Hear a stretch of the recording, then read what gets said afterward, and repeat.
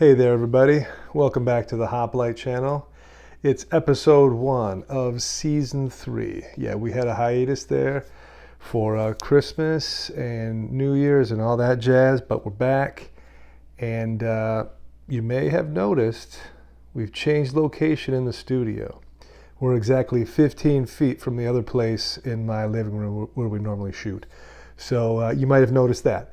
And yeah, we've got a lighting change as well. So we're going to play around with this, see how it works. The lighting is due in thanks to a generous and avid supporter of the channel. You know who you are. So thank you for that. Yeah, we're just going to mix it up and do something different for the opening episode for season 3. And I'm going to change the format here for a while.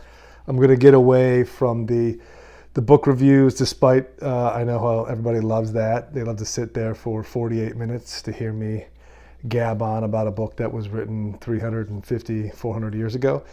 But no, I'm going to move into a more, I guess, digestible format.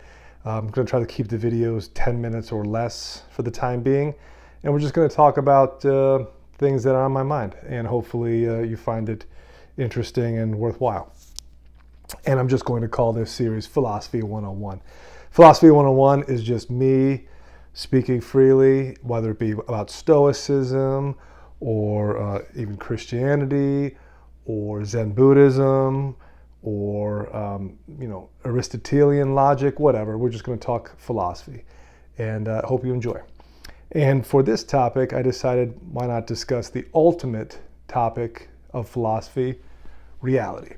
Now, philosophy, of course, we know is just the love of truth, the search for meaning, to understand our world better so that we could potentially better understand ourselves and our own nature. At least I think so. And you cannot begin to do that unless you understand reality. And what is reality? Well, I have a definition here that I wrote down, and I think it sums it up quite nicely. Reality, noun, the world or the state of things as they actually are, as opposed to an idealistic or notional idea of them. Right, so the world and the state of things as they actually exist. Right, so that's pretty straightforward, but we see that when it comes to human psychology or human nature, reality for you might not be reality for somebody else, in the sense that reality can take on a very subjective nature if you ask every individual on the street their idea of so-and-so, or their idea of this, or their idea of that. You'll probably get a million different answers from a million different people. And I think a lot of what's going on in the world today, from my perspective, my version of reality, the reason we have so much confusion and polarity in the world is because we're losing this idea of reality as it exists as a universal concept. You know, this is left, that is right. This is up, that is down. Everyone should be able to understand this and communicate that to any human being, no matter where they are in the world, assuming you speak their language. But the reason I think the world, especially the Western world, is just a complete mess right now is because we've allowed the subjectivity of our idea of reality to just run rampant. As in, anybody can come up with their own version of the way things are, the way they exist, and then we'll somehow work out a method of living with these people based upon their own individual versions of reality. And you can't do that. That's chaos. And I thought about two in particular quotes that I think illustrate this. And you may have heard both of these, but the first one for sure: perception is reality, right? People say that. And I've always hated this quote because to me it just sounds like somebody who's more concerned with their own reputation, their own prestige, their own value in the world as it pertains to other people's perception of them. As in, well, perception is reality, right? So if I look like I'm rich, if I drive a car that rich people drive, but I live in a box, perception is reality. They don't see the box. They don't see that I'm poor. They see the perception of me, which is I look rich because I dress fancily and I drive a fancy car. That's fake. Perception, in my opinion, is fake. Reality is reality. You either are poor or you are rich. You could portray yourself as one or the other, but that's not reality. So whoever says perception is reality is essentially telling you that subjectivity is what matters, because everybody has their own subjective version of reality. So why not give them the perception that what they're seeing is true despite it being false? That's not in keeping with the actual objective of philosophy, which is the pursuit of truth.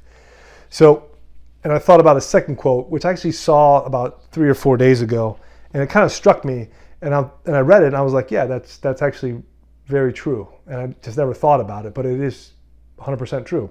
And that is, a different version of you exists in the minds of everyone you meet, right? It exists, right? The world and the things in the world as they are, as they exist.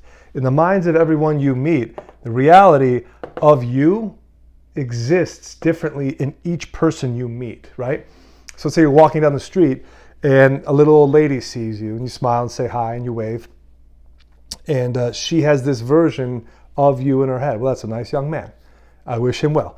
But let's say you're having an argument with someone and a small child sees you arguing with this person, and that's the only the only incident they can remember having you be a part of. Well, that child's perception of you is that you're an argumentative jerk. But wait a minute, that's the same you though, right? You were the nice guy who waved or smiled at the old lady. In her mind, you're a nice man. The child sees you arguing with someone, thinks you're a jerk because you're wrong and you're being, combative. Their perception of you is a combative and argumentative jerk. But they just met you on different days, doing different things. So perception isn't reality. And this is why I think that people need to get off of this idea that we should care so much about what other people think of us. Or even better, we should stop caring so much what other people think of us, right? What does this person think of me? Well, probably something different than every other person I know. Should I care about that? No. You can't control that. And this is where I would probably, diverge into Stoicism, is that these are things you cannot control. These are beyond your powers, right? All you can do is be who you are as genuinely as you can be, and just let people perceive you as they're going to perceive you. Decent people will perceive you justly, and people who want something out of you, or people who are, angling to deceive you, they'll perceive you a different way. But if you are who you are, then people just have to learn to accept that. And you should not try to force this on anyone, because the forcing of your perception of your own self is changing that person's reality. And that is unjust. If they perceive you a certain way, just let them perceive you that way. But the longer you waste, the more time you waste, and the longer you worry about what other people think of you, this perception becomes your reality. And that you become paranoid. You become so worried about what other people think of you, it's all that consumes your mind. I tell you, like, just getting older, me personally, I have cared less and less about what other people think of me, and it's great. It's one of the best parts of getting old. If you ask anybody who's getting older, what's the best part of being older? You just stop caring about what other people think, because you can't change it, and that they could like you one day and then dislike you the other. The perception in their mind could change day to day. But the people who stick by you as your friends, in your close family, they have a better perception of you because they've seen you over a long enough timeline, right? There's a great quote, I think it might be by Seneca, in that, I wish I had it. It's a great one though, but he he has a very concise way of putting this conundrum that people have, is that we very rarely consider our own opinions of our own character, because we have opinions all the time. But we put so much stock into the opinions of people who hardly know us. And that's insane. We put so little stock in what we believe about ourselves when it comes to the opinions of others, if their opinion is contradictory to our own. Who's known us longer? That guy or ourselves? We have. And I think that this subjectivity, as it pertains to reality, the subjective nature of reality needs to go away, because it has made our society batty. It's weird. Like when you see people, and I know people that have had interactions like this, where you get introduced to people and they start, letting you know what pronouns they prefer, because they're so afraid that you're going to have the wrong perception of them that they have for themselves. But in reality, they shouldn't care. If I walked around and everyone called me she or her, it would bother me for a while, maybe a couple of days. But then I'll just get over it. I'm like, whatever. Like, these people are going to call me a she and a her. I mean, it doesn't change my perception of myself. So whatever they think, good for them. But nobody wants to be ostracized. And that's why I think this subjective nature of reality is so important to people. They want you to believe in the world that they perceive. They want you to see the world through their own eyes. And that's not their job. So for Philosophy 101, the Hoplite Channel opening episode, I just thought that this quote right here was great. And it really should give you perspective on the world and how little you really should care about what other people think of you, especially perfect strangers. Because people are going to come and people are going to go, and their perception of you will be different, probably no matter who you ask. Maybe you'll see some similarities between some people. If they know you long enough, they'll have some,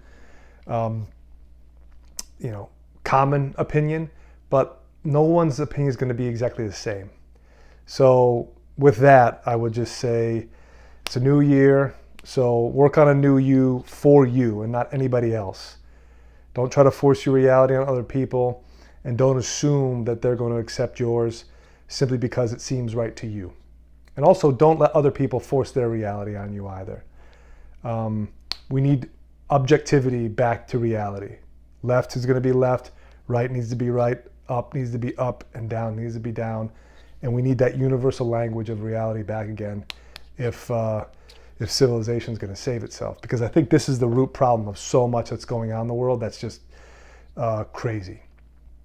Okay, all right, that'll do it. I appreciate everyone coming back for season 3 on the Hoplite Channel. Like I said, I'm going to keep the format like this probably for the foreseeable future, shorter videos. But if you're digging this, give it a thumbs up or not. I'm not here to force any reality upon you. But if you do enjoy the content, please feel free to share it. And we'll see you back here next time. Till then, take it easy.